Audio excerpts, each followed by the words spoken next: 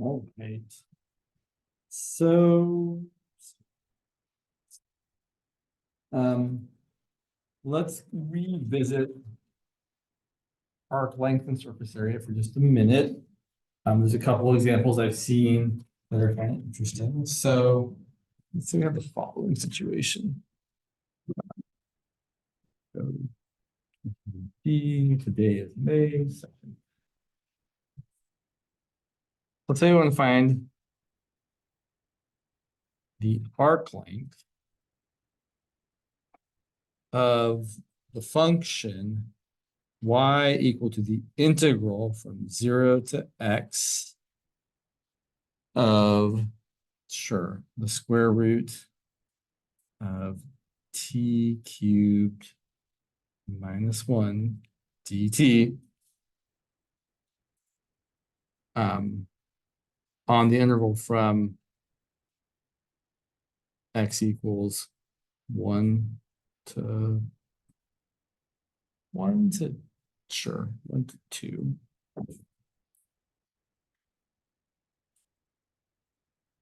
This always looks kind of bizarre. Where you're like, okay, they give you y as a function and it's an integral, but the whole kind of rationale of this question is that they're trying to make it easy for you. They're trying to make this question not terrible. So we're going to throw it into the formula. We know that to find the arc length is going to be the integral over your interval of the square root of 1 plus your derivative squared. dy dx, sorry, dy dx, apologies. And if they've picked your y nicely, dy dx, when you plug it in here, should really make this turn out beautifully. Have I picked my y nicely? It's debatable here. It's going to be fine. So we're going to say, well, dy dx is equal to the derivative of the integral from 0 to x of the square root of t cubed minus 1. We know that when we differentiate the integral, you just get the function inside. So the derivative here is just going to be the square root of x cubed minus 1. And then if we substitute that in for our derivative in our arc length formula, this is going to be not terrible. It's going to be the integral from 1 to 2 of the square root of 1 plus the square root of x cubed minus 1 squared dx. Well, look how nice that's going to turn out. If you square that, you're going to get the integral from 1 to 2 of the square root of just 1 plus x cubed minus 1. Ones cancel, and the square root of x cubed is the same as x to the 3/2 power. So we could totally write this as the integral from 1 to 2 of x to the 3/2 power. And I've seen a lot worse things in our integration time here. So this is not bad. When we integrate, we get 2/5 times x to the 5/2 from 1 to 2. 2 is not a lovely number here. 4 would have been better, but that's what we've got. So we're going to end up with 2/5 times 2 to the 5/2 minus 1 to the 5/2 is just 1. But all in all, not that bad. So if you see an arc length problem like this where they're giving you y as an integral, you should think to yourself, oh, this is meant to turn out nice. Right? When you take the derivative and square it, the inside of the other square root should be easily simplifiable.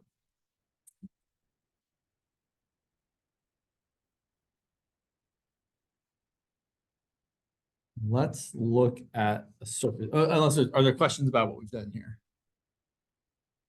Okay. That's a good one. I like that one. Sure. Let's look at.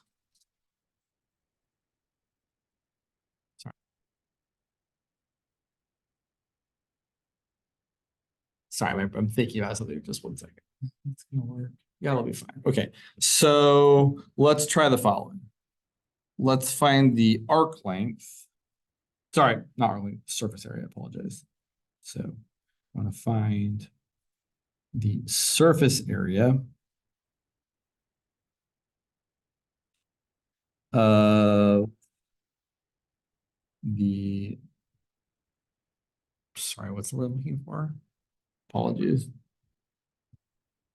I guess of the surface. I feel it's kind of silly to say. Find the surface area of the surface generated by revolving or rotating the curve. Where'd you go? I lost it.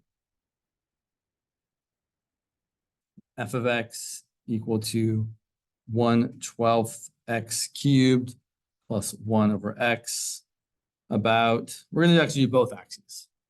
So about, first we'll do the x-axis.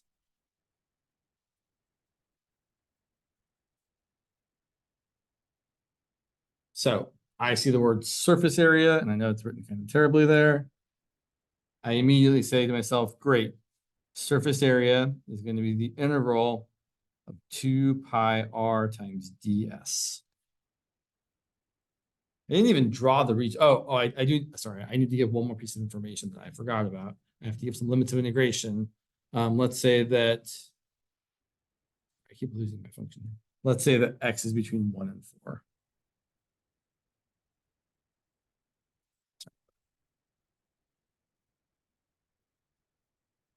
In this situation, we're pretty much stuck with leaving things in terms of x. You really, really can't, or at least I can't, take this equation and solve for x as a function of y. Sometimes that's an option to change things up. Here it's not. So we're stuck with things in terms of x. So if we're going around, and I'm just kind of drawing some generic curve here. If I'm going around the x-axis, I'm thinking of my radius as being the height y. But since we're going to do things in terms of x, my radius is going to be what y is actually equal to, which is the function 1/12 x cubed plus 1 over x. So when we start writing this out, it's going to be the integral from x equals 1 to x equals 4 of 2 pi times your radius, which is just 1/12 plus u x cubed plus 1 over x. That's your radius, which is what y is equal to, times the square root of 1 plus your derivative squared. I'm leaving myself a little bit of space here so that I can just find the derivative off to the side and plug it in. Because I really don't recommend writing this integral like 3 or 4 times, and in each step, like finding the derivative and then squaring it and then multiplying it out. Right. Let's just make it a little bit easier. So my derivative f prime of x is going to be 1/12 times 3x squared, which is going to be 1/4 x squared. And then the derivative of 1 over x is going to be minus 1 over x squared. Right, because it's x to the negative first, and this derivative is negative x to the negative 2. And then if we, well, that's what's going to go in here. You get 1/4 x squared minus 1 over x squared. And then let's do the simplifying over here as well. If I square that out, 1/4 x squared minus 1 over x squared is going to be 1/16 x to the 4th. The 1/4 x squared times the minus 1 over x squared is going to be a minus 1/4, and we're going to get that twice. So it's going to be minus 2/4. Surprise, surprise. Our middle term is negative 1/2. Not a surprise at all. We 100% expected that to happen, because then things are going to work out the nice way that they often work out here. And then we get a plus 1 over x squared, which is 1 over x to the 4th. And if we add 1 to that, we're going to get the following. I am going to write this.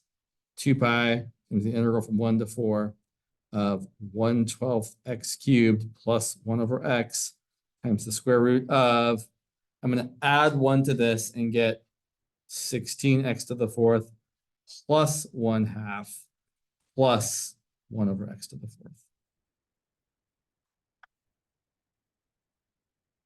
Right, I took this, which is what all that is right there, and I added 1 to it. And 1 plus negative 1/2 is positive 1/2.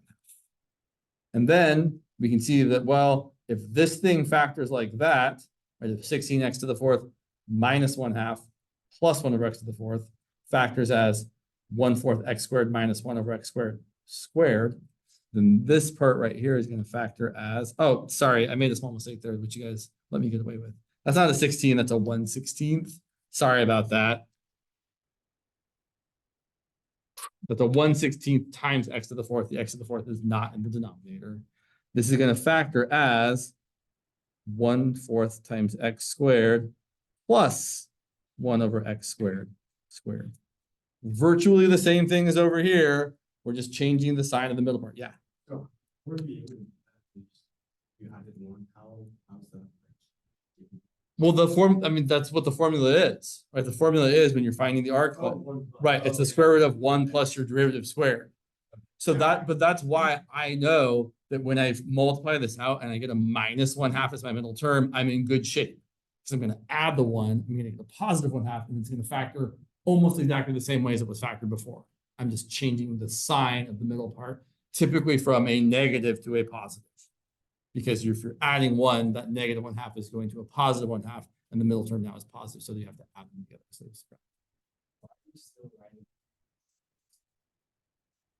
I didn't plug in I plugged in dy dx. So I'm plugging in the derivative dy dx, but the dx out there is still really the integral symbol and the dx there are just the instructions telling me that I still have to do the antiderivative with respect to x and then plug in. So right now I'm really just simplifying this surface area formula.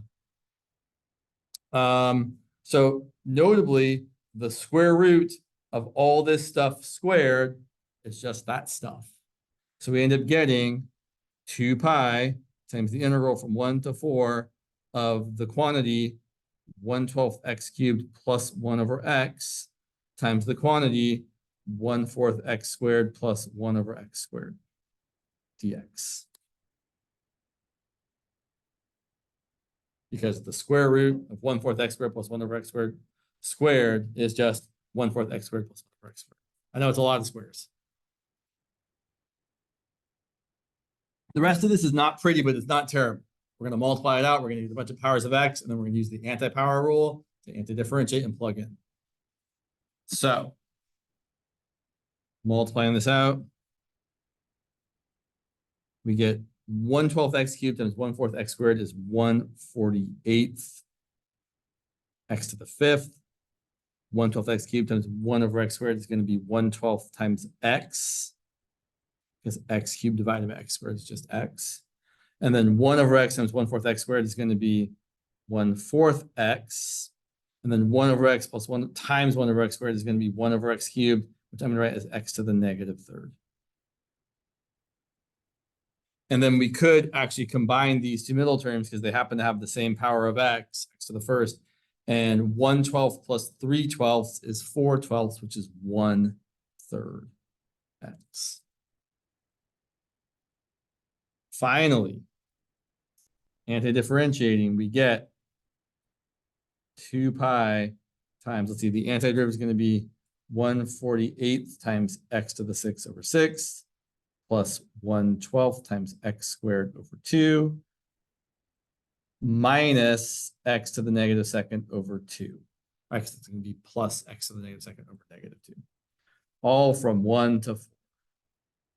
And I really wouldn't do a lot of simplifying after this. I would plug in those points and I would get something awful. I'm going to get 4 to the 6th over 48 times 6 plus 4 squared over 2 times 12 minus 4 to the -2nd over 2. And then minus, you plug in 1. When you plug in 1, you just get all the coefficients. So plugging in 1, I'm going to get 1 over 48 times 6 plus 1 over 12 times 2, which is 24, minus 1 over 2. And I would definitely stop there. I feel like I've gone too far already. But I would say kind of the point of this problem a little bit is that it's actually a function where you can find an expression for the surface area, right? It's actually something where you can simplify that square root part, multiply it out by the radius, and then anti-differentiate that. Let's compare this to the surface area if we went around the y-axis, which is actually going to be maybe easier. So what if we go around the y-axis? We still can use the variable x. The only difference now is that now our radius is going to be x instead of y equal to f of x. Yeah. Mm-hmm. 1/3. Did I make it? I might have made a mistake. Oh, I did make a mistake. Yeah, I was subtracting my, I think was I subtracting my, no, I'm all right. I didn't make a mistake. 1/4 is 3/12. Multiply my two. Okay, from here to here, or from here, sorry, from there or there to there. I might have made a mistake. I'm sorry. Yeah, thank you. Good call. So I said 1/3 x, and then I looked at the 1/12 and wrote 1/12 x squared over 2. That should have been 1/3 x squared over 2. Good catch. Sorry about that. So really, instead of having 4 squared over 24, I should have 4 squared over 6. And here, instead of having 1 over 24, I should have 1 over 6. Thank you. Yeah. Can you explain what I got from? Oh, sure. So the 1/12 x plus 1/4 x is really 1/12 x plus 3/12 x. Because 1/4 times 3 over 3 is 3. And then you get 1 plus 3 is 4/12 x, and 4/12 reduces to 1/3. Good. Okay, doing the surface area around the y-axis, it's going to actually be probably less terrible. It's going to be 2 pi times the integral from 1 to 4 of our radius, but now our radius is just x, still times our ds, which is still the square root of 1 plus the derivative squared. And there's absolutely no reason to repeat the same work we just did.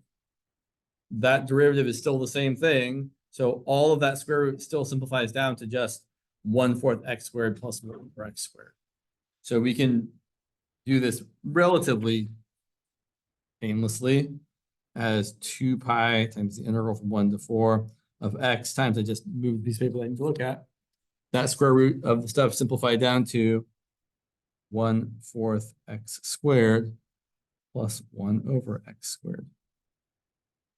And then if we multiply the x through, we have 2 pi times the integral from 1 to 4 of 1/4 x cubed plus 1 over x. And then we integrate, we get 2 pi times 1/4 x to the 4th over 4 plus the natural log of the absolute value of x from 1 to 4. Plug in 4, we get 2 pi times 4 to the 4th over 4 squared plus the natural log of 4 minus 1 to the 4th over 4 squared plus the natural log of 1. This one is simple enough that we could do the simplification here. The natural log of 1 is 0. 4 to the 4th over 4 squared is 4 squared because you subtract the powers. That's really just 16. So this is not too terrible. This becomes 2 pi times 16 plus natural log of 4 minus 1 over 16. And that seems like a slightly better answer. Still, I mean, you could probably do more simplifying if you wanted to, but I don't want to. So, arc length, surface area, they're not that terrible. I mean, they're terrible in that there's a lot of computational complexity. But as far as like actually starting off, you have to remember the formula. Arc length is really basically the integral of ds. And surface area is really basically the integral of 2 pi r times ds. Where ds is the square root of 1 plus whichever derivative makes sense, either dy dx or dx dy, if you're doing things in terms of x or in terms of y, squared.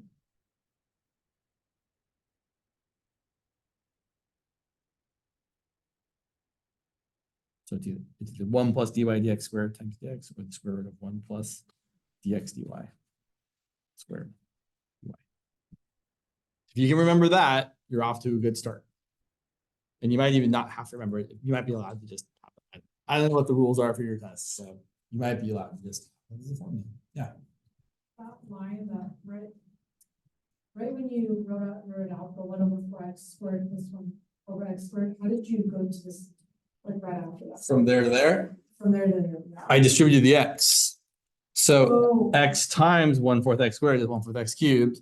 And x times 1/x squared is x over x squared, which is 1/x.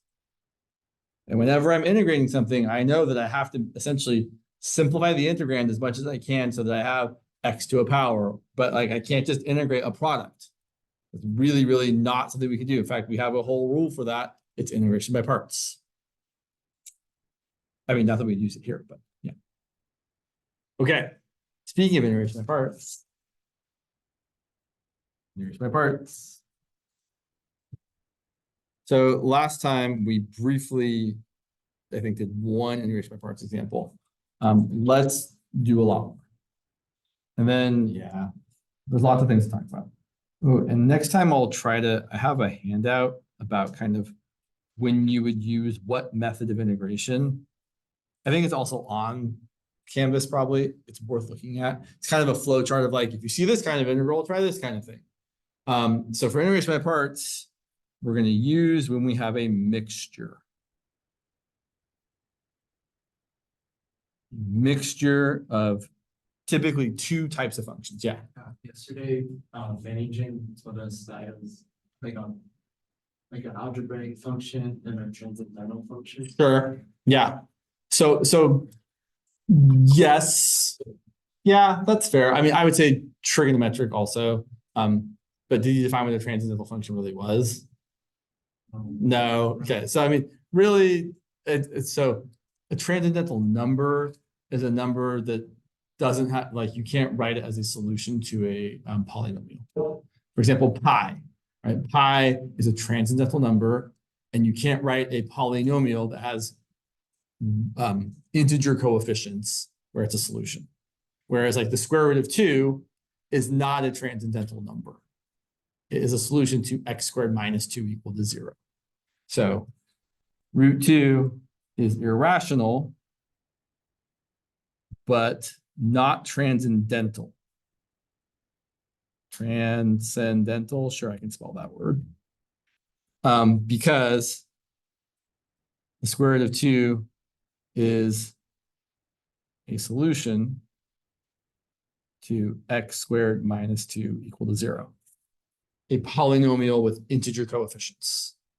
Whereas pi and e are transcendental. Yeah, that's a word that always is challenging to spell. Because you cannot express them as solutions to polynomials with integer coefficients. There is no polynomial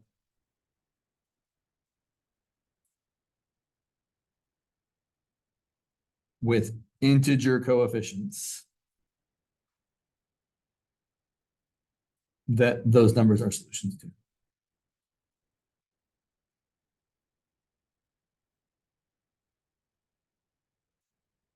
And we do have to specify integer coefficients, because if I did this, you could say, well, you could say x squared minus pi squared equal to 0 is a polynomial, and pi is certainly a solution, but it doesn't have integer coefficients because pi squared is not an integer, so no dice. But what I point out here is really, he's just trying to describe the same thing I'm saying, is that you need a mixture of two types of functions. It doesn't have to be an algebraic and a transcendental. It could be two transcendental functions or a trig. And I don't know if I'm not really sure. I don't think trig is, I guess trig is transcendental. I don't know. I'm actually not super 100% clear on the definition of a transcendental function, to be perfectly honest. But typically when we're thinking about this, we're thinking about some sort of mixture of logs, algebraic functions, which I typically think of as like any power of x, like, for example, x cubed, the square root of x, square root of x plus 5, stuff like that. X to the negative 1/3. You have your, oh, I missed something, but we'll come back to it. You have your trig, sine, cosine, tangent, etc. You have your exponential, like e to the x. And then I missed something that you usually put in between the logs and the algebraic, which is your inverse trig. Inverse sine, inverse cosine, inverse tangent, etc., etc. Or as I will call them, arc sine, arc tangent, etc. So, integration by parts. we have a formula. And again, this is not a formula that gives you a straight answer. It gives you it's kind of a reduction formula. You're taking something complicated and reducing it to something less complicated. Sometimes simple enough that you can then anti-differentiate it. Sometimes not. Sometimes you'll have to do it again. So the formula for integration by parts is that your integral of u times dv, where we're going to identify what u and dv are, is equal to, I'm going to say it this time, your ultraviolet super voodoo. Your uv minus the integral of v du. This is a thing people say. It is not just me, but it is a way, it's something someone said to me once, and I've never been able to forget it. Much like I've never been able to forget the trig identity. I tan and get sexy. 1 plus tangent squared x equals secant squared x. I tan and get sexy. Unforgettable. I wish I could forget it, but I can't. Because the student said it to me one time, I was like, oh yeah, that's easy to remember. And we're going to use this trig identity, so it's a good one to know. So let's look at some examples. Where do we want to start? Yeah, let's do it. This one, I tan and get sexy. I tan and get sexy. We tried to come up with one for the other trig identity that comes up, which is 1 plus cotangent squared x equals cosecant squared x. And when I was doing this, I lived in Colorado Springs, Colorado. So the students came up with, I sleep on a cot in Colorado Springs, Colorado. Not quite as catchy, but you work with what you got. Anyway, let's look at some examples. Let's say we wanted to find the integral of x squared times e to the 3x dx plus e. So typically when you have an integral that's a mixture, you would first at least think about, would I use u substitution? And the answer is definitely no. There's not a good choice for u. The only real even candidate is u equal to 3x. And when you're doing a u sub, u equal to 3x is not going to take care of that x squared over there. It's still going to be there. You're essentially going to get u squared times e to the u. This is definitely a candidate for integration by parts. So we're going to try to make choices where our choice for u, if we differentiate it, we would like it to get simpler. And our choice for dv, when we anti-differentiate it, we would like it to not get more complicated. But we also are just going to pick u based on the LIATE acronym. I don't have a log. I don't have an inverse trig, but I do have an algebraic term. I have an x squared. So we're going to pick u equal to x squared. And then once you have picked u, you have no more choices. Everything else is fully determined. dv is the rest of the integral. It's e to the 3x times dx in this case. Your du is the derivative of x squared multiplied by dx. So 2x times dx. And your v is the antiderivative of e to the 3x, which is e to the 3x divided by 3. And then we just throw all of that into the formula. So we're going to say that the integral of x squared times e to the 3x dx is equal to u times v. So x squared times 1/3 e to the 3x, minus the integral of v du, 1/3 e to the 3x times 2x dx. I'm going to do a little simplifying. I'm going to rewrite this as 1/3 x squared e to the 3x minus, I'm going to pull out the coefficient of 1/3 times 2, 2/3. And then I'm going to have the integral of x times e to the 3x. And disappointingly, we have to use integration by parts again, because although we've reduced this integral to one that is simpler, right? We have now an x to the first times e to the 3x instead of x to the second. We still have to use integration by parts for that. So we do it again. Now we're going to let u equal x. dv is going to be the rest.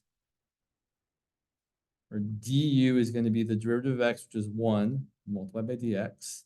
And our v, again, is the antiderivative of e to the 3x, which is 1/3 e to the 3x. Now we have to be a little extra careful here. Watch. When we write this out, we get 1/3 x squared e to the 3x minus 2/3 times the entirety of the integration by parts formula for the new integration by parts that we have done. So it's negative 2/3 times x times 1/3 e to the 3x minus the integral of 1/3 e to the 3x times dx.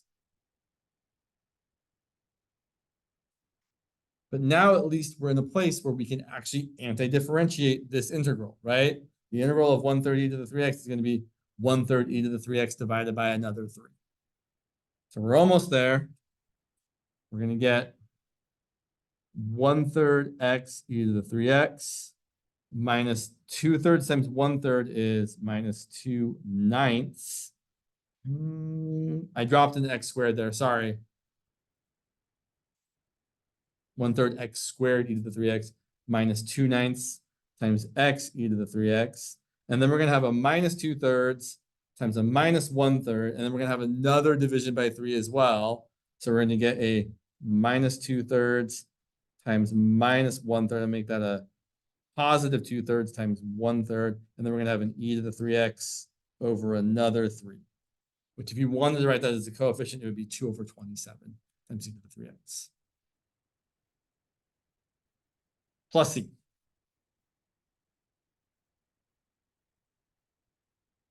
It's kind of a bit much. And it can be worse. So yeah, we might as well take the moment here. There are 3 types of integrals that have there are many types of integrals that could have repeated integration by parts. There are 3 types specifically that lend themselves to a faster formula, for lack of a better word. The method that's referred to often as tabular integration. It's kind of like how many of you learned ever maybe synthetic division? You learn polynomial division, and there's the faster method for doing it called synthetic division, where you just kind of write down the coefficients and the thing you're dividing by is. I don't like it personally, but it was kind of just a shortcut for still doing the same work, just writing down less stuff. What I'm about to do now is the same kind of idea. It's a shortcut for doing the same work, just writing less stuff. So let me show you how we could have done this one using the method of tabular integration by parts. And then we'll talk about when you can use it. I will point out it's really the same work, just written much faster. Most instructors are fine with students using this. There isn't a good reason to disallow it, but you might ask your professor if you're actually allowed to use it on a test. I don't know. So here's the idea. We're still going to identify U and dV, but instead we're going to write columns or tables. So we're going to say that U is going to be x squared, and dV is going to be e to the 3x. And I'm not going to write the dx. And then in each column, we're going to find the usual things, meaning when we find U, we usually find the derivative. And we're going to find all of the derivatives until we get to 0. So the derivative of x squared is 2x. The derivative of 2x is 2. The derivative of 2 is 0. On the right side, we're going to find the antiderivatives of e to the 3x. So we're going to get 1/3 e to the 3x, and then 1/9 e to the 3x, and then 1/27 e to the 3x. And we're going to make sure that we do this right side as many times as we do this left side. So basically, you go down to 0, and then on the other column, you make sure you go down just as far. And then we're almost done. Our answer is going to be plus x squared times 1/3 e to the 3x minus 2x times 1/9 e to the 3x plus 2 times 1/27 e to the 3x. That's it. So here, using tabular integration, the integral of x squared e to the 3x dx is exactly equal to plus x squared times 1/3 e to the 3x minus 2x times 1/9 e to the 3x plus 2 times 1/27 e to the 3x plus c. And if you wanted to, you could simplify this as 1/3 x squared e to the 3x minus 2/9 x e to the 3x plus 2/27 e to the 3x plus c. And it is exactly the same as the answer we found before. Take a look. Yep, those seem like they're matching up pretty well. 1/3 x squared e to the 3x minus 2/9 x e to the 3x plus 2/27 e to the 3x plus c. So it is very nice to use, especially if you have to do iteration by parts more than 2 times. It just gets really kind of gross. So unfortunately, there's only a few types of integrals this works. It works for integrals where your choice of u is x to a positive integer power, so that eventually, if you take enough derivatives, you get to 0. Fun fact, only polynomials, eventually, if you repeatedly differentiate them, are going to be 0. Any other type of function won't. Think about that for a second. Exponentials, trig, logarithms, inverse trig. If you keep differentiating them, things usually just get worse and worse and worse, or more complicated, I could say.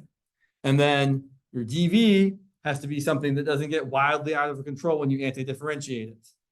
And there are 3 types of functions I can think of that don't get wildly out of control no matter how often we anti-differentiate them. E to the x,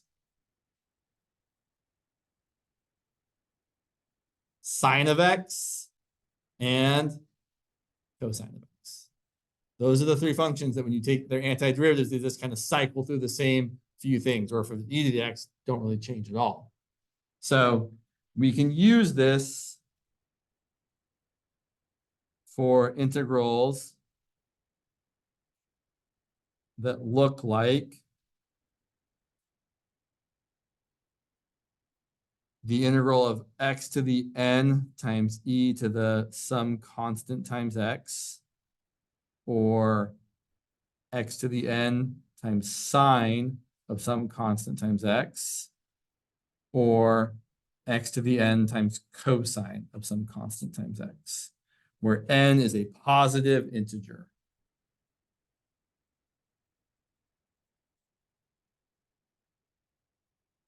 Usually greater than or equal to 2, because if it was 1, you would just do iteration by parts once, and you wouldn't have to do this process. Yeah. Does the sine and cosine have a power greater than 1? No, they cannot. Because if you start, because, well, first of all, that's not true. Anti-differentiating sine squared is much more complicated than anti-differentiating sine. So, yeah. So, for example, let's look at one more, and then we will talk about lots of other integration by parts stuff. If I was asked to find the antiderivative of x cubed times cosine of 2x, this fits the bill. My u is going to be x to the 3rd. My dv is going to be cosine of 2x. I'm going to find all my derivatives of u. So my derivatives are going to be 3x squared, 6x, 6, 0. And I'm going to find the antiderivatives of cosine of 2x. And we have to be a little bit careful here because we have to pay attention to the right signs. So the antiderivative of cosine of 2x is sine of 2x divided by 2, or multiplied by 1/2.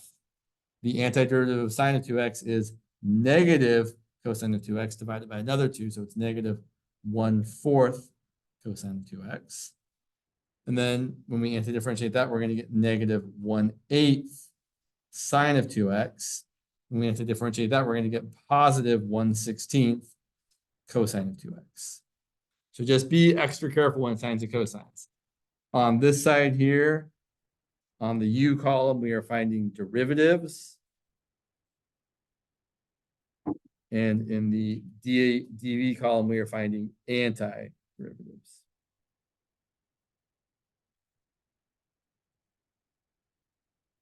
And then we go from upper left to lower right. We multiply them. So it's that times that, that times that, that times that, that times that. And it's always a plus, minus, plus, minus.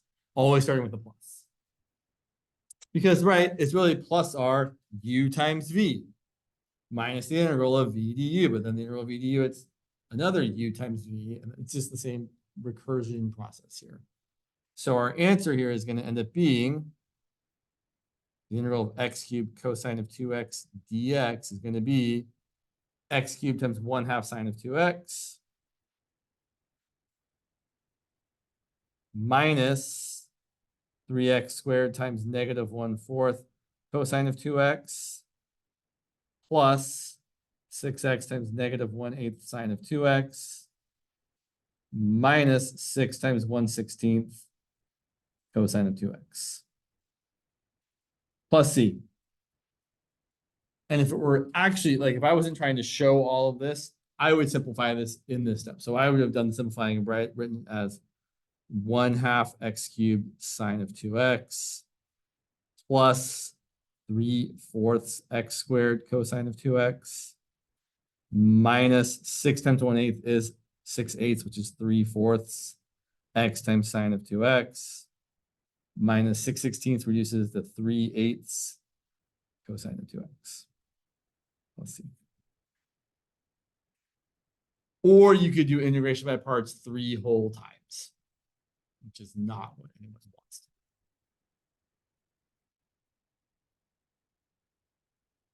Questions or comments about this?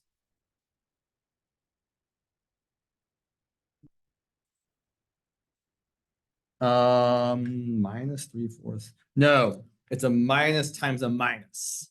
Right, there's a minus 3x squared times a minus 1/4.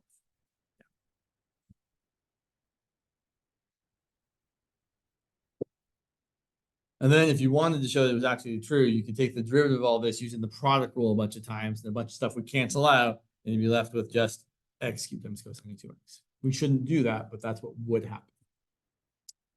All right, let's look at some other examples. Let's look at the following mixture.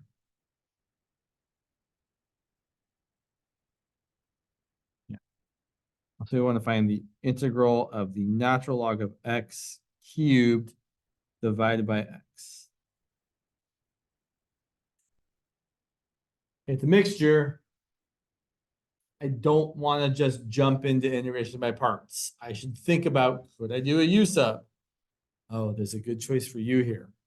If we let u equal the natural log of x, my du, if I'm thinking u sub, my du is 1 over x times dx. And I have a 1 over x times dx. So this is a great candidate for a u sub, not for integration by parts. This is going to end up equaling the integral of natural log of x cubed times 1 over x dx. And then the 1 over x dx is just my du. So I end up getting u cubed times du. And I'm going to integrate. And the integral of u cubed is going to be u to the 4th over 4. Let's see. And that's going to be the natural log of x to the 4th over 4. Let's see. Versus the integral of x cubed times the natural log of x. These have similar characteristics, right? They don't look that different, but they are quite different.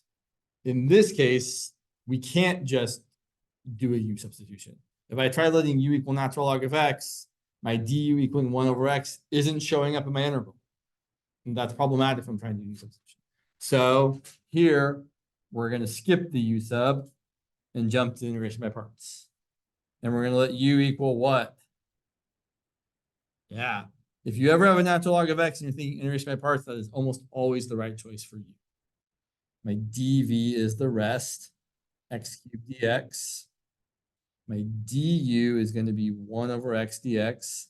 My v is going to be x to the 4th over 4. And then we use the formula, u times v, natural log of x times x to the 4th over 4, minus the integral of v times du, x to the 4th over 4 times 1 over x. And that's going to be natural log of x times x to the 4th over 4, minus the integral, actually minus 1/4 the integral of x cubed. And then we integrate. Notably, right, the new integral is simpler. It's something we are able to anti-differentiate. So we get the natural log of x times x to the 4th over 4. And let's just do the simplification. The integral of x cubed is x to the 4th over 4. And 1/4 times x to the 4th over 4 is x to the 4th over 16. Let's see. Now.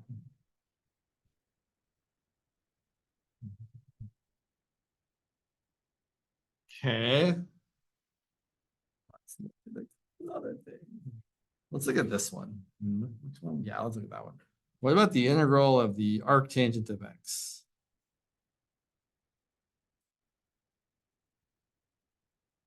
And I'll point out this integral is kind of in the same vein as, this is a similar process to the integral of the arc sine of x and the integral of the natural log of x, where it kind of looks like there isn't a lot to do. You have one function. We don't know how to anti-differentiate it. So integration by parts kind of feels like the only thing we could do. We're going to let u equal the only choice we have, the arctangent of x. And then dv is, there's not a lot left, but there is a little piece left. There's a dx left. So then our du is going to be the derivative of the arctangent of x, which is 1 over 1 plus x squared times dx.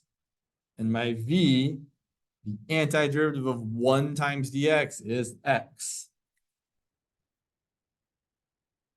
And we're going to use the formula, or ultraviolet supervoodoo. You might have noticed I'm almost never actually writing uv minus the integral of vd. It is okay to write that, but it is unnecessary. You might write like over here, but then right here, I don't want to write those letters. I want to write the functions of x. So my u is arctangent of x. My v is x. I would normally write the x in front as x times arctangent minus the integral of v times du. And now this integral over here, which is x over 1 plus x squared, is a perfect candidate for a u substitution.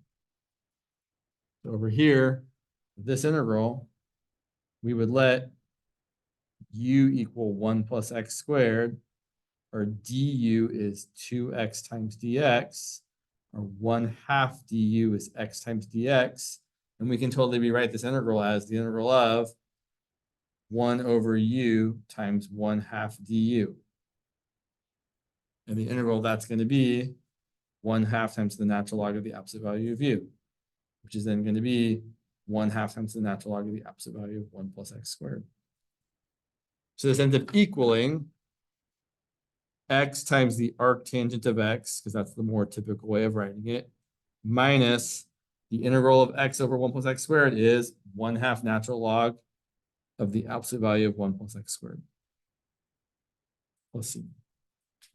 And if you look in a textbook or an integral table and you look for the integral of arctangent of x, it'll probably be written as x times arctangent of x minus 1/2 natural log of parentheses 1 plus x squared, because 1 plus x squared is already always positive, so we don't actually need to take the absolute value of it. So people often drop that if we can. It's also perfectly fine to still write it. It is not incorrect to write it this way. We just don't usually prefer to write absolute values. We don't absolutely have to. No one likes my absolutely button. Okay, that's all right. No worries. You don't have to laugh at my bad pun. It's not like you're getting a grade or anything. No, I'm just kidding. I will tell you, when I taught 21B or the equivalent somewhere else, or when I've taken 21B, almost always on my exam, someone's going to ask, or I'm going to ask either this integral or that integral or that, because it makes you do this thing that kind of, you have to kind of think outside of the box. Specifically, this one or this one are nice because the arc sine also requires you to, after you've done integration by parts once, you then have to do a u sum. So a little bit tricky. What time is it? Okay, I got time. Let's look at a few more examples because there are a few other strange things that can happen with integration by parts. Yeah, let's look at that one. So, yeah, I like this one. Do I really? Let's look at this one. Integral, yeah, sure. We should. Sorry, I'm very indecisive here. The integral of e to the x times cosine of x. This integral and the integral of e to the x times sine of x have kind of a special thing that happens when you find them, where, well, you'll see. So we're going to do integration by parts. And I'm going to make the choice to let u equal cosine and dv equal the rest.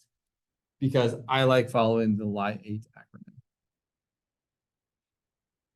And I don't have a log or an inverse trig or an algebraic term, but I do have a trig term. Technically, for this integral, you could make the opposite choice. You could let u equal the e to the x and dv equal the cosine. It would also still work out just fine. The e is for e to the x. Or we often say e is for exponential.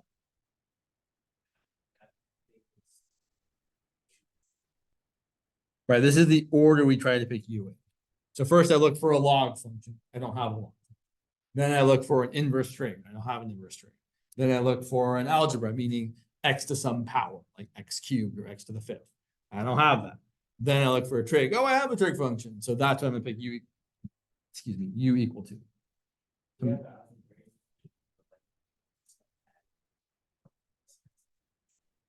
That's you, yeah. I would say that still counts as algebraic. Yeah, I'm trying to. Well, no, yeah, yes, we'll come back to that in a minute. So here I'm going to let u equal cosine of x. My dv is going to be e to the x dx. My du is going to be negative cosine. No, negative what? Negative sine of x dx. And my v is going to be e to the x. So writing this out, we get u times v, the cosine of x times e to the x, minus the integral of v du. So e to the x times negative sine of x dx. And I do think it's worth pulling the negative one out in front of the integral and rewriting this as e to the x times cosine of x, because I like to write the e to the x first, plus the integral of e to the x times sine of x. And now we find ourselves in a not much better situation. We still have an integral of e to the x times the trig function. And to be really kind of straightforward, sine of x and cosine of x are essentially the same function. I mean, yeah, they're a little bit different, but they're not really that different. If you graph both of them, they're actually the same function, just shifted left and right of each other. So this new integral is not really any better than the previous one. But we carry on. We're going to do the same type of integration by parts again. So we're going to make the same sort of choice. And this is where you have to make the same choice, meaning if you make the wrong choice here, you'll actually undo the work you did, and you'll end up getting that the integral of e to the x cosine x is equal to the integral of e to the x cosine x, which is true and not helpful, right? Say an integral is equal to the same integral. I mean, that is definitely true, but you didn't get anywhere. So here we're going to let u equal the trig thing again. dv is still going to be the rest, which is e to the x dx. Your du is going to be cosine of x times dx, and your v is going to be e to the x. So now, writing this out, we're going to get e to the x times cosine of x plus my u times v minus the integral of v du, which is going to be my e to the x times sine of x minus the integral of e to the x times cosine of x. And this almost feels like worse news. We've gotten back to the integral we started with, but it's actually not bad news. So let's write it out. Let's write out the whole equation. So starting with our original integral of e to the x cosine of x, we have that the integral of e to the x times cosine of x dx is equal to e to the x times cosine of x plus e to the x times sine of x minus the integral of e to the x times cosine of x. And then we're going to do what, at least when I first saw it, really felt like we were just cheating. We're going to add that right-hand integral to both sides. So we're going to add to both sides the integral of e to the x cosine of x.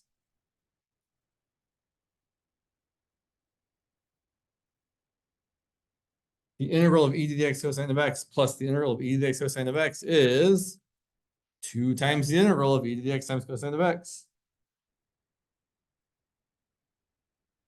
So 2 times the integral we're trying to find is equal to e to the x times cosine of x plus e to the x times sine of x. And then how are we going to solve for it? Divide by 2.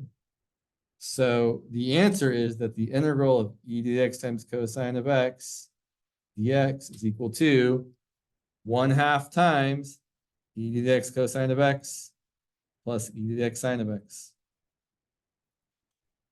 plus C.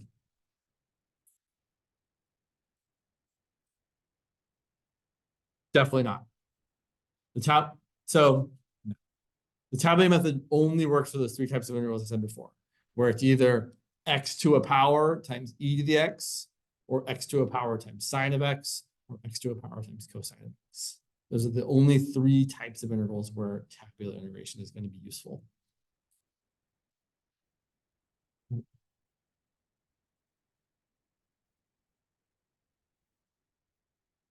Let's see here. Yeah, let's look at that one.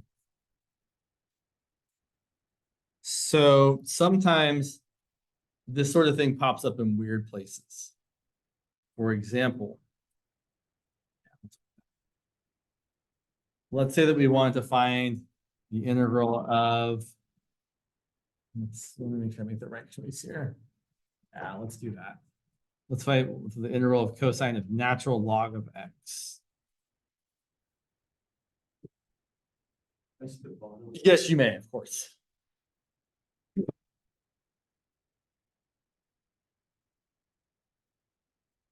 I'll say this type of process where you integrate by parts twice and then put the same integral back again happens for e to the x times cosine x or e to the x times sine of x. There is one other type of integral, which we'll talk about a little bit later. I think it's the integral of secant cubed, where the same sort of thing happens, where you do some stuff and you end up getting back the same integral you started with, and then you add it to the other side and divide by 2. Doesn't happen a whole lot, but there's a few special kind of integrals where it does. What about this weird looking thing? Well, I see, so what I want to point out here is a really important difference. For this original one, you have a multiplication of functions. You have e to the x times cosine of x. Whereas here we have a composition of functions. We have cosine of natural log of x. And when you see a composition, we really don't think integration by parts. We really think about a u sub. So I'm going to do a u sub here, even though it doesn't feel great. And my only real plausible choice for u is the natural log of x. And so I'm going to let u equal the natural log of x and then deal with the consequences. And I don't like the consequences because the first consequence is that du is 1 over x dx, and I don't have that. But I don't see a different way to go. So usually if I was trying a u sub and I didn't have a du, I'd be like, well, I'll try something else. But I don't have anything to try. So when that's the case, when you're stuck with your u substitution, and sometimes that happens, we then typically say, well, I'm going to try a power substitution or a back substitution, where I take my choice for u and I solve for x. Meaning I'm going to rewrite this equation as e to the u equals e to the natural log of x, which is just x.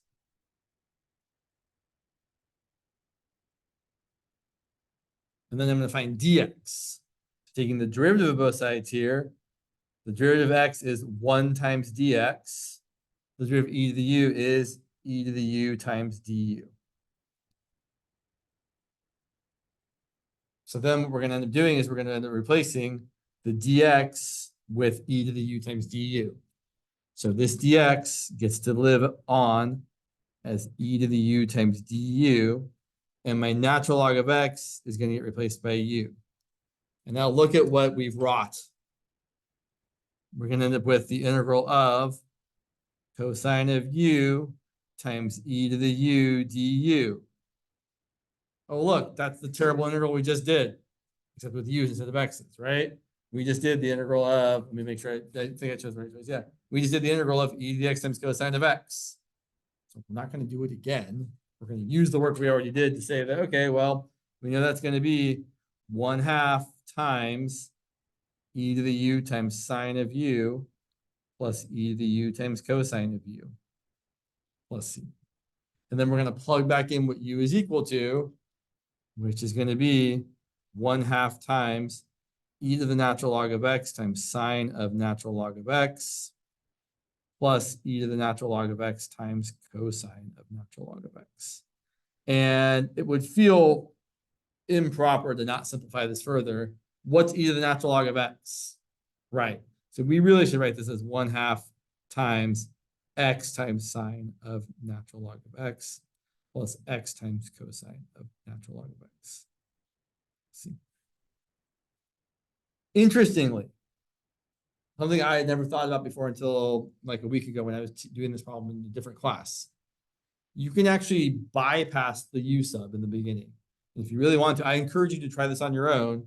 You could instead start off with this integral of cosine of natural log of x dx. And you could start off with an integration by parts, where it's kind of strange, but your integration by parts, you would let u equal cosine of natural log of x. And dv would be dx. It's kind of bizarre, but then it actually will work out in a similar way in that you'll do the integration by parts twice. You'll end up with the same integral you started with and then divide back. But like, I wouldn't recommend doing it. I just thought it was neat that you could do it that way. I never thought about it. And the student was like, could you try that? I'm like, yes, we could. And it totally works. Something else with integration by parts that was on my mind. Maybe. So what I would say generally is that integration by parts, like u substitution, is just one of the many methods of integration that we have available to us, or that we will have available to us once we talk about the rest of them. So what's left to talk about? Partial fractions, trig substitution. I'm not sure which we typically do first. Has anyone talked about either of those in your classes? Okay, so let's actually, let's go that way. So let's actually talk about just trig integrals for a minute.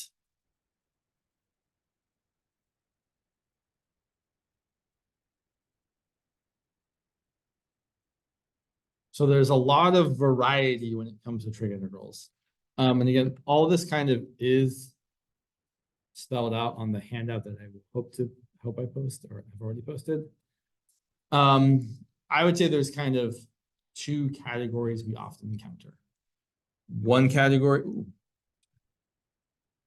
neck just felt a little weird. Anyway, one category is powers of sine and cosine. The other category is powers of tangent and secant. And really, technically, the second category also includes powers of cotangent and cosecant. They work out the same sort of way. So let's look at powers of sine and cosine first. Let's not start with the terrible one. Let's start with, say, something nice, like the integral of sine squared x times cosine of x dx. Most of these, with two unfortunate exceptions, most of these are going to work with u substitution.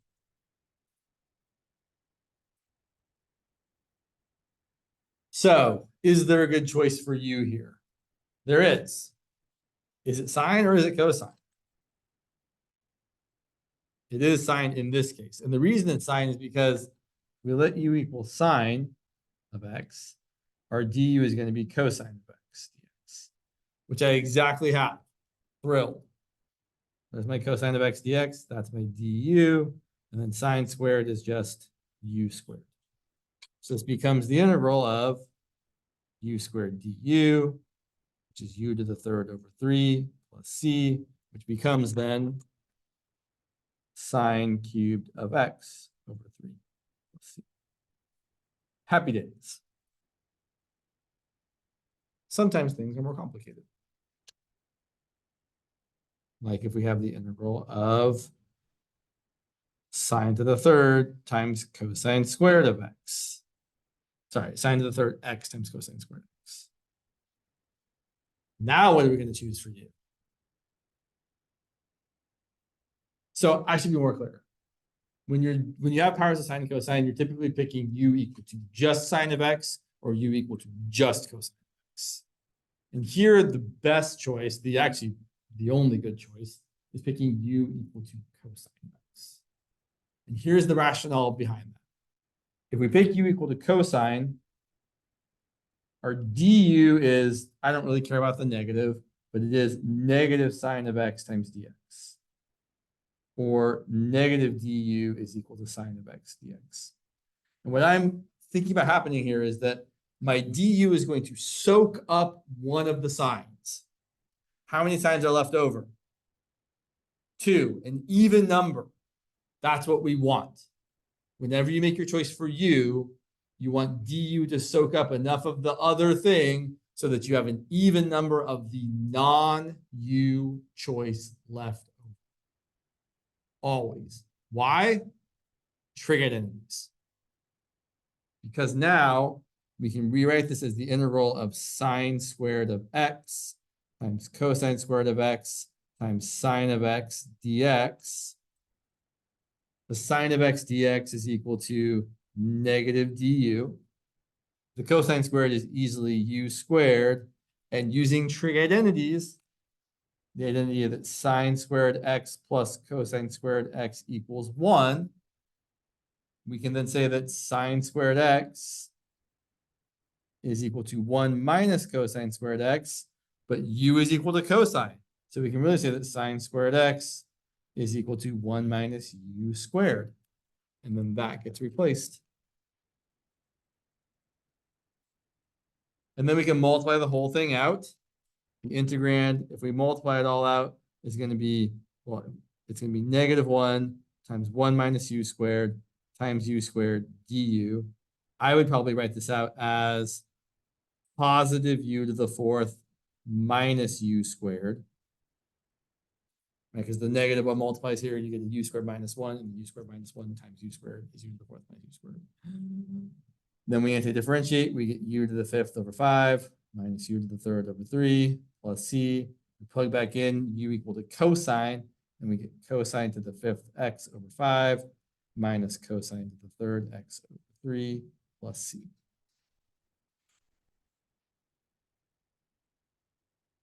Very generically, if you have an odd and even power of sine and cosine, you're always going to pick u equal to the one that's raised to the even power.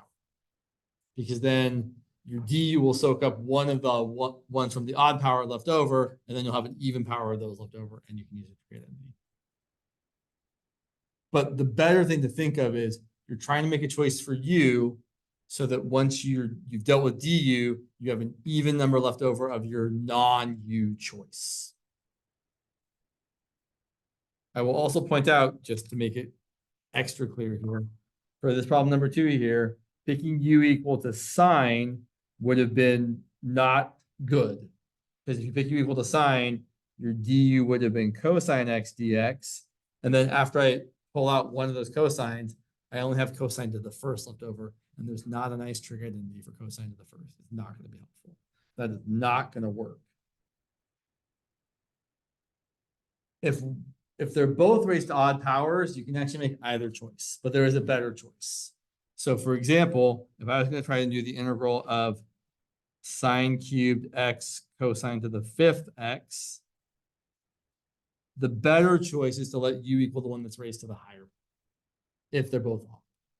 So you would let u equal cosine x here. Your du is equal to sine x, sorry, negative sine x dx. Negative du is equal to sine x times dx.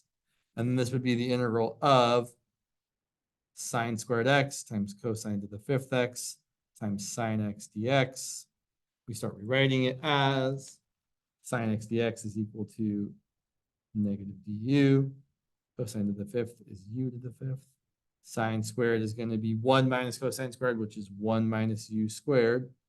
So we get the same kind of thing we got last time, which is going to be the integral of 1 minus u squared times u to the 5th times negative 1 du. I forgot to plug in my computer and I don't want it to die.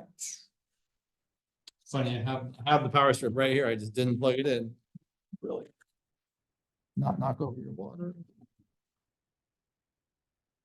Okay, sorry. Okay. And then the same sort of thing happens, right? We multiply it out the insides. We get a positive u to the 7th minus u to the 5th du. We integrate, we get u to the 8th over 8 minus u to the 6th over 6 plus c. We plug back in, we get something like cosine to the 8th x over 8 minus cosine to the 6th x over 6 plus c. If you decide to travel the harder path here, you have to be extra careful. So I will point out if you let u equal sine instead, it'll still work. Your du is going to be cosine x dx. But then when you break this up, look what happens. You don't need to write this down because I don't think you should do it this way. But if you do it this way, I'm going to write cosine to the fifth as cosine to the fourth times cosine dx. And then your cosine x dx is your du. Your sine cubed is your u cubed. And your cosine to the fourth, well, we know that cosine squared x equals 1 minus sine squared x, which equals 1 minus u squared. So then cosine to the fourth x is cosine squared x squared, which is 1 minus u squared squared, which ends up multiplying out as 1 minus 2u squared plus u to the fourth. It's less good this way. So if you have both odd powers of sine and cosine, pick u equal to the higher power because it's going to be less.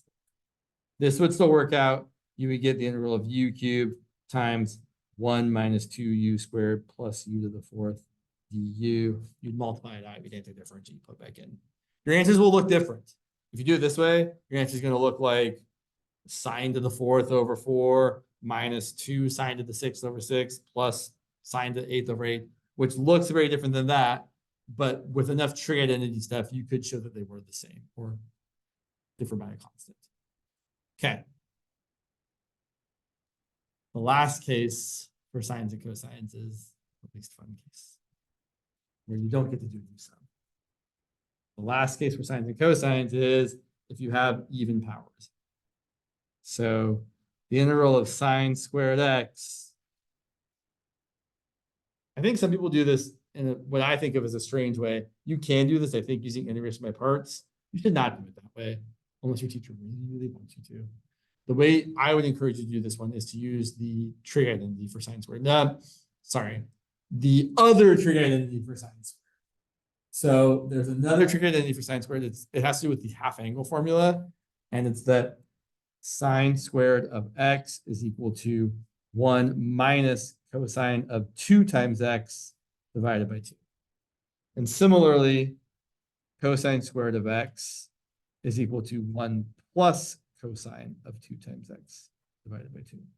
We end at 430, right? Okay. I hear people leaving. I'm like, I'm not going over, right? Okay. So this one is purely just plug in what sine squared is equal to and then anti-differentiate the result. So we're going to write this as the integral of, I'm going to pull out the 1/2 and write it as 1/2 times 1 minus cosine of 2x. And then we can anti-differentiate that. And we get 1/2 times the antiderivative of 1 is x. The antiderivative of cosine of 2x is sine of 2x divided by 2. Let's see. It's not super terrible, but it is terrible once your powers get higher. For example, if you had to do like the integral of, say, let's do cosine, not sine. Cosine to the fourth x. The only way to really do this is to write it as the integral of cosine squared x times cosine squared x.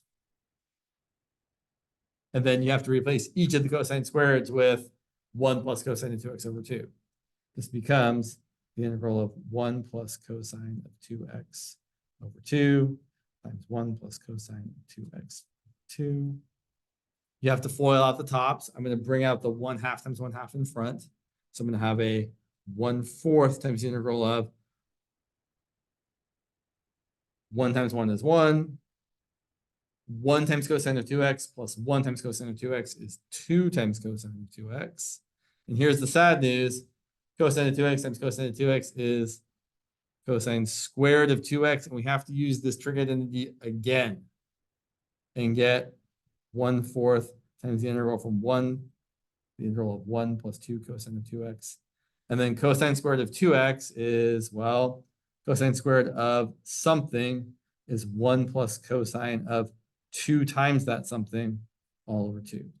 So cosine squared of 2x is 1 plus cosine of 2 times 2x all over 2. That's going to be a 1 plus cosine of 4x all over 2. Which is just kind of, oops.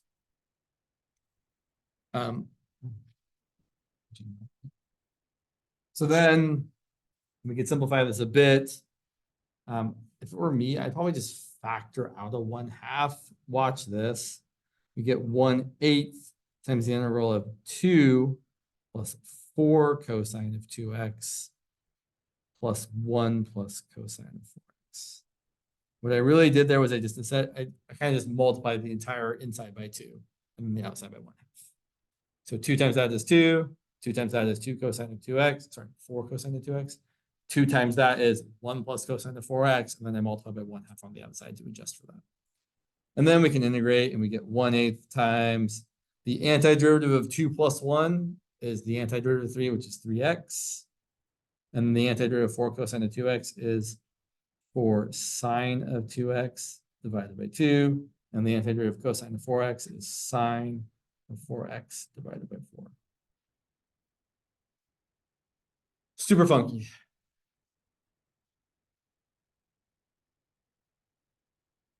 And if someone says something like sine to the 6th, then they're just cruel. Then you have to multiply out 3 of these sine squareds and replace each of them, and then it's a whole mess of stuff.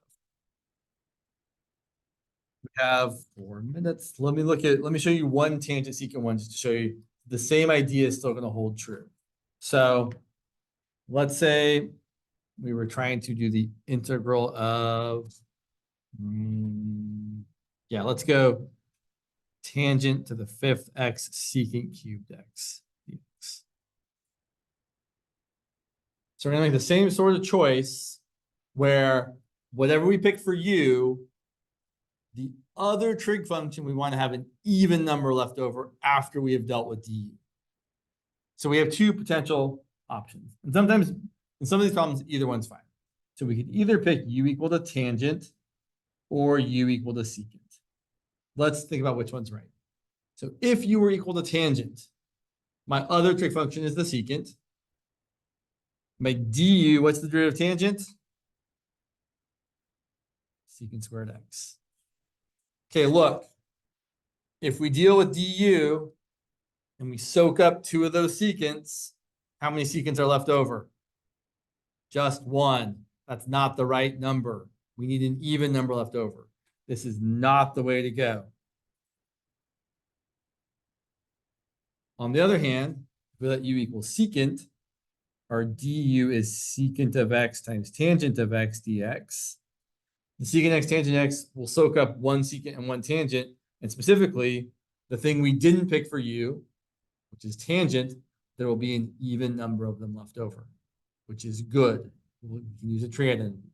So we're going to rewrite this as the integral of tangent to the 4th x times secant squared x times secant x tangent x dx. Just breaking it up into the pieces I like. And then my secant x tangent x dx is my du. My secant squared is my u squared. Oh, and I am going to have kind of a gnarly trig identity here, but okay. Remember that one I said earlier, the one I couldn't forget? I tan and get sexy. So then we have that tangent squared x is equal to secant squared x minus 1, which in this situation, since my u is equal to secant, that means tangent squared x is equal to u squared minus 1. And then tangent to the 4th x is just tangent squared squared. That's going to be u squared minus 1 squared. So that's what we get there.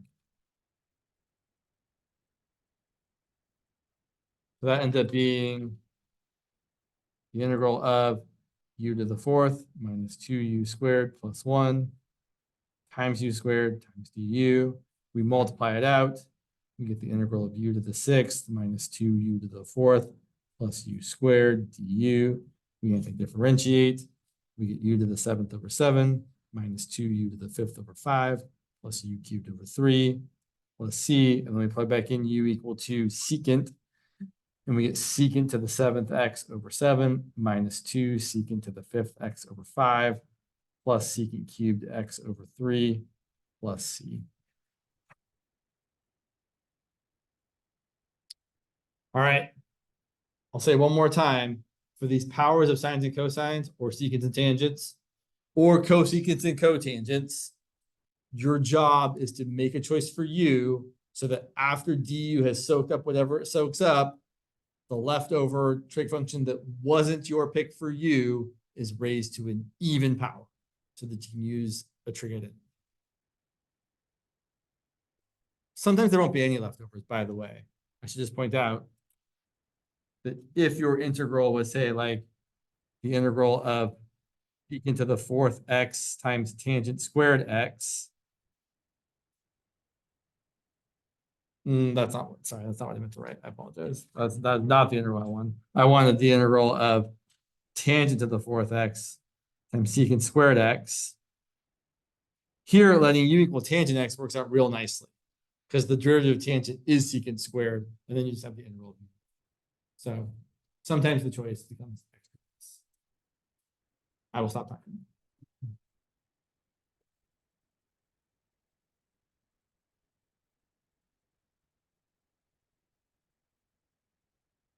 Next week, oh, there's a chat. I missed the chat. That was like hours ago. Next week, partial fractions, trig substitution. It's on the agenda. Not that we couldn't talk about other things. That's just what I am imagining is coming up next. You're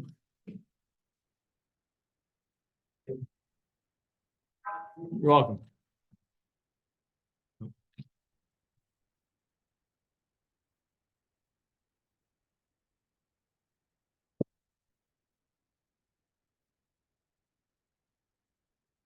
You're welcome.